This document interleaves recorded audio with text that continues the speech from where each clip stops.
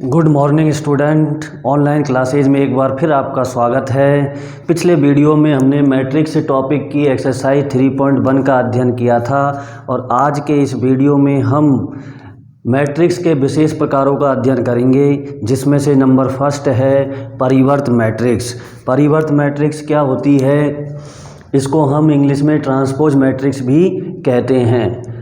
यदि किसी मैट्रिक्स की पंक्तियों को स्तंभों में अथवा स्तंभों को पंक्तियों में परिवर्तित कर दिया जाए, इसका मतलब किसी मैट्रिक्स की पंक्तियों को स्तंभों में बदल दें अथवा स्तंभों को पंक्तियों में बदल दें। दोनों में से एक काम करना है हमें, या तो पंक्तियों को स्तंभों में या स्तंभों को पंक्तियों में बदलना है। दोनों काम एक साथ नहीं करने, दोनों में से एक काम एक बार में करना है।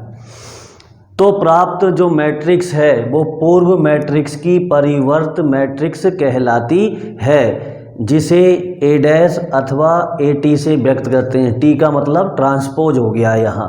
तो पहले हम किन्हीं किताबों में ए डैश मिलेगा, किन्हीं किताबों में आपको ए टी मिलेगा। ए की परिवर्त मैट्रिक्स ए डैश अथवा ए टी से व्यक्त करते हैं। जैसे देखें हम, आप यदि ए आपके पास ये कोई मैट्रिक्स है जिसमें एक पंक्ति और तीन स्तंभ है, क्या है, पहली पंक्ति में 2, 3 और 4, एक पंक्ति और तीन स्तंभ। यदि हम इसकी परिवर्त मैट्रिक्स बनाएं तो कैसे बनेगी? हमारे पास नियम क्या है कि पंक्तियों को स्तंभों में। एक चीज़ आप ध्यान में रखिए, पंक्तियों को स्तंभों में, यानी पहली पंक्ति से पहला स्तंभ बनेगा। पहली पंक्ति से पहला स्तंभ बन गया। तो ये जो मैट्रिक्स बनी है वो क्या, कौन सी बनेगी? ए की पावर टी यानी ए टी, या यूँ भी कह सकते हैं, यानी ए की परिवर्त ए टी प्राप्त हो जाएगी आपको, जिसका क्रम चेंज हो जाता है। यदि पहले ये 1 इंटू 3 की है तो बाद नई मैट्रिक्स 3 इंटू 1 की बन जाएगी। इस प्रकार से हम किसी भी मैट्रिक्स की परिवर्त मैट्रिक्स प्राप्त कर सकते हैं। अब हम आगे देखें परिवर्त मैट्रिक्स के गुणधर्म इसी के। यदि किसी मैट्रिक्स की परिवर्त का भी परिवर्त निकाला जाए, यानी कोई मैट्रिक्स है उसका पहले एक बार परिवर्त निकाला, फिर दोबारा उस जो प्राप्त हुई मैट्रिक्स उसका फिर परिवर्त निकालेंगे तो वो ही मैट्रिक्स हमें प्राप्त हो जाती है। इसके बाद दूसरा गुणधर्म क्या है? ए प्लस माइनस बी की होल पावर डैश या टी। इसका मतलब जब यदि दो मैट्रिक्सों के योग अथवा अंतर का परिवर्त हमें निकालना है तो वो किस प्रकार से निकलता है, वो किसके बराबर होता है? ए डैश प्लस अथवा माइनस बी डैश के बराबर होता है। तीसरा है, यदि दो मैट्रिक्सों के गुणनफल का परिवर्त निकालना है तो वो किसके बराबर होगा? बी डैश इंटू ए डैश के बराबर होगा। चौथा है, यदि कोई के, जहाँ के अचर है, जहाँ कोई अचर है, के कोई अचर संख्या हो सकती है। यदि यहाँ पर कोई अदिश संख्या है, कोई मैट्रिक्स ए मैट्रिक्स है तो मैट्रिक्स से कोई संख्या गुणा हो रही है और उसका हमें परिवर्त निकालना है तो कैसे निकलेगा? वो किसके बराबर होगा? के इंटू ए डैश के बराबर। या पहले हम मैट्रिक्स को इस संख्या से गुणा करें और फिर उसका परिवर्त निकालें तो वो किसके बराबर आएगा? मैट्रिक्स के परिवर्त को उस संख्या से गुणा करने के बराबर आएगा। ये गुणधर्म हमें कोई भी मैट्रिक्स दे दी जाती है, या एक मैट्रिक्स या दो मैट्रिक्स दे दी जाती है और हमसे इन गुणधर्मों को प्रूव करवाया जाता है, तो हमें क्या करना होता है? LHS अलग निकालना होता है और RHS अलग निकालना होता है, और इस प्रकार से ये गुणधर्म हम प्रूव कर सकते हैं। अब हम आते हैं दूसरी मैट्रिक्स, कौन सी है हमारी? सममित मैट्रिक्स। हाँ जी, अब हम देखें सममित मैट्रिक्स। दूसरी है हमारी सममित मैट्रिक्स। तो सममित मैट्रिक्स क्या है? जिसको हम इंग्लिश में सी मैट्रिक्स कहते हैं। यदि कोई वर्ग मैट्रिक्स अपनी परिवर्त मैट्रिक्स के समान हो तो वह क्या कहलाती है? सममित मैट्रिक्स। यदि कोई स्क्वायर मैट्रिक्स, इसके लिए मैट्रिक्स का वर्ग मैट्रिक्स होना आवश्यक है तो ही हम सममित की जांच कर पाएंगे, अन्यथा नहीं। तो सममित के लिए सबसे पहली कंडीशन कि उसका वर्गाकार होना जरूरी है। दूसरी कंडीशन कि कोई भी मैट्रिक्स सममित कब होगी, जब वह अपनी परिवर्त मैट्रिक्स के समान होगी। तो वो कौन सी कहलाएगी, सममित मैट्रिक्स। अर्थात यदि A बराबर A डैश तो हम A को क्या कहेंगे, सममित मैट्रिक्स। जैसे A हमारे पास ये कोई मैट्रिक्स है जिसकी पहली पंक्ति में 1 4 5, दूसरी पंक्ति में 4 2 6, तीसरी पंक्ति में 5 6 3 है। तो अब हम इससे क्या बनाना चाहते हैं, इसको हम देखना चाहते हैं कि ये जो मैट्रिक्स है वो सममित है या नहीं है। तो इसके लिए हम देखें कि इससे हम परिवर्त मैट्रिक्स प्राप्त करें। तो परिवर्त मैट्रिक्स प्राप्त करने का तरीका हमने अभी सीखा है, क्या है कि पंक्तियों को स्तंभों में बदल दें। पहली पंक्ति से पहला स्तंभ बनाया, देखो पहली पंक्ति में 1 4 5, पहले स्तंभ में 1 4 5, दूसरी पंक्ति में 4 2 6, दूसरे स्तंभ में 4 2 6, तीसरी पंक्ति में 5 6 3 और तीसरे स्तंभ में 5 6 3। अब हम दोनों का अवलोकन करें, दोनों को देखें तो दोनों एक जैसी दिखती है हमें, सभी अवयव संगत अवयव सभी समान हैं। तो इसका मतलब क्या हो गया, A बराबर A डैश, इसका मतलब A सममित मैट्रिक्स हो गई। इसी प्रकार अब हम देखें तीसरा हमारा प्रकार विषम सममित मैट्रिक्स का, स्क्यू सिमेट्रिक मैट्रिक्स। यदि किसी वर्ग मैट्रिक्स की ऋणात्मक मैट्रिक्स अपनी परिवर्त मैट्रिक्स के समान हो, कौन सी, किसी भी वर्ग मैट्रिक्स की ऋणात्मक मैट्रिक्स। देखो किसी भी मैट्रिक्स लेंगे उसकी ऋणात्मक मैट्रिक्स बनाएंगे और फिर वह अपनी परिवर्त मैट्रिक्स के समान हो तो वह क्या कहलाएगी, विषम सममित मैट्रिक्स कहलाती है। अर्थात यदि -A बराबर A डैश, A कोई मैट्रिक्स ली हमने वर्गाकार और उसका ऋणात्मक मैट्रिक्स -A बन गया और उसका परिवर्त A डैश बन गया, तो वो यदि दोनों बराबर है तो A क्या कहलाएगी, विषम सममित मैट्रिक्स। और जैसे एग्जाम्पल लिया हमने, ये कोई मैट्रिक्स है हमारे पास, तो हमने इसकी ऋणात्मक मैट्रिक्स तैयार करी -A, तो माइनस लगा देंगे सब जगह, तो जो प्लस के हैं वो माइनस के हो जाएंगे। ये देखो ये 4 5 6 प्लस के हैं तो ये 4 5 6 माइनस, ये माइनस के थे तो ये हो गए प्लस के। अब हम इस A से A डैश प्राप्त करेंगे, तरीका वही A से A डैश प्राप्त करने का कि पहली पंक्ति से पहला स्तंभ, दूसरी पंक्ति से दूसरा स्तंभ, तीसरी पंक्ति से तीसरा स्तंभ।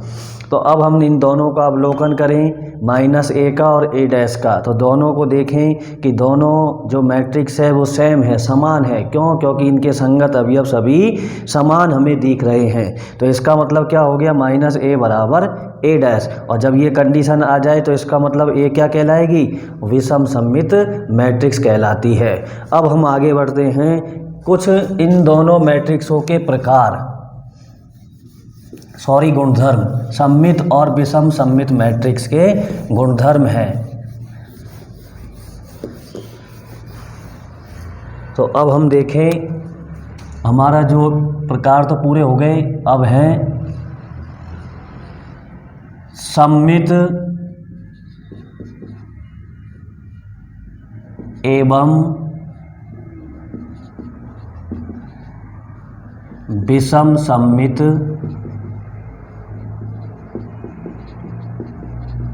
मैट्रिक्स के गुणधर्म।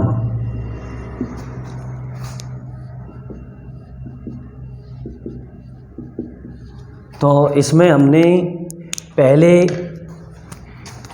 हमने क्या किया था, पहले हमने परिवर्त मैट्रिक्स के गुणधर्म देखे थे 4। अब सममित मैट्रिक्स और विषम सममित मैट्रिक्स के गुणधर्म हैं 2, जिनमें से पहला है यदि A कोई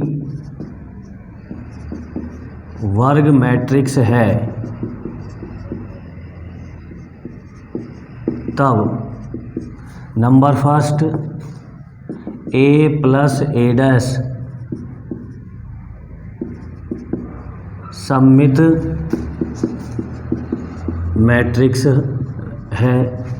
number second A minus A dash विषम सममित मैट्रिक्स है। तो इसको हम प्रूफ भी कर सकते हैं। प्रूफ तो ये हमारा पहला गुणधर्म है कि यदि ए कोई वर्ग मैट्रिक्स है तो ए प्लस ए डैश सममित मैट्रिक्स होगी और ए माइनस ए डैश विषम सममित होगी। ये एक थ्योरम की तरह है जिसे हम प्रूव भी कर सकते हैं। कैसे करें? हमें सममित बताना है। किसी मैट्रिक्स को सममित बताने के लिए हमें क्या करना पड़ता है? उसका परिवर्त निकालना पड़ता है। तो इसका परिवर्त हम निकालने, पहला proof A plus A dash का होल डैश परिवर्त निकालें। तो हमने ये परिवर्त मैट्रिक्स का गुणधर्म पढ़ा था जिसमें क्या है कि ए प्लस बी का होल डैश, तो पहले का डैश प्लस दूसरे का डैश। अब हम देखें कि दूसरे का डैश का भी डैश है तो उसका मान कितना होता है? ए हो जाता है। अब हम ए डैश प्लस ए को हम क्या लिख सकते हैं? A plus A dash. देखिए ये आ गया हमारे पास। This implies A plus A dash एक सममित मैट्रिक्स है।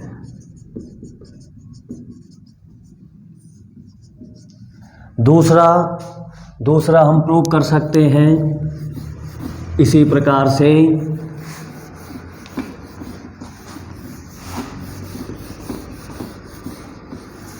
दूसरा क्या है हमारा? सेकंड गुणधर्म क्या है? ए माइनस ए डैश को क्या करना है? विषम सममित करना है। तो इसका हम कोई भी नेगेटिव मैट्रिक्स उसकी परिवर्त मैट्रिक्स के बराबर हो तो वो विषम सममित होती है। तो हम निकालें ए माइनस ए डैश का होल डैश। तो वही नियम जैसे अभी अभी लिया था हमने कि पहले पर डैश माइनस ए डैश का होल डैश। ये तो ए डैश माइनस ये खाली रह गया, ए डैश का भी होल डैश बिना डैश।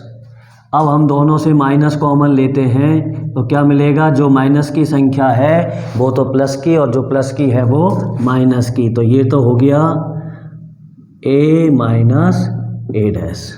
यही हमें लाना था। दिस इम्प्लाइज क्या हो गया? ए माइनस ए डैश एक विषम सममित मैट्रिक्स है। ये हमारा प्रूव हो गया। यदि हमें प्रूव करने को आ जाए तो हम इस प्रकार से इसे प्रूव कर सकते हैं। ये हमारा गुणधर्म पूरा हो गया। अब सेकंड गुणधर्म है इसका, गुणधर्म नंबर सेकंड क्या है कि यदि ए कोई वर्ग मैट्रिक्स है, यदि ए कोई वर्ग मैट्रिक्स है तब ए को एक सममित तथा एक विषम सममित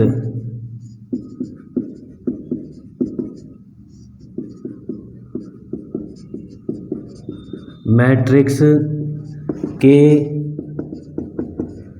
योगफल के रूप में व्यक्त किया जा सकता है।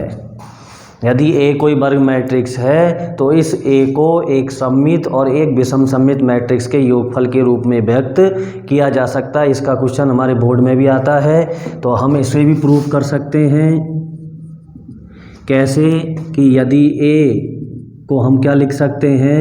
1/2 इंटू 2a, और 1/2 को क्या लिख सकते हो आप? a प्लस ए लिख सकते हो। और इसमें हम क्या करें? ए डैश जोड़ दें और ए डैश घटा सकते हैं। किसी भी संख्या में हम कुछ भी जोड़ सकते हैं लेकिन जितना जोड़ेंगे उतना ही घटाना पड़ता है। यहाँ से ये बन गया ए प्लस ए डैश और एक बन गया ए माइनस ए डैश। तो ये बन गया आपके पास 1/2 ए प्लस ए डैश प्लस के 1/2 ए माइनस ए डैश। ये हो गया आपके पास, एक को पी ले लिया और एक को क्यू। ये आ गया, जहाँ P बराबर 1/2 A प्लस A डैश सममित मैट्रिक्स,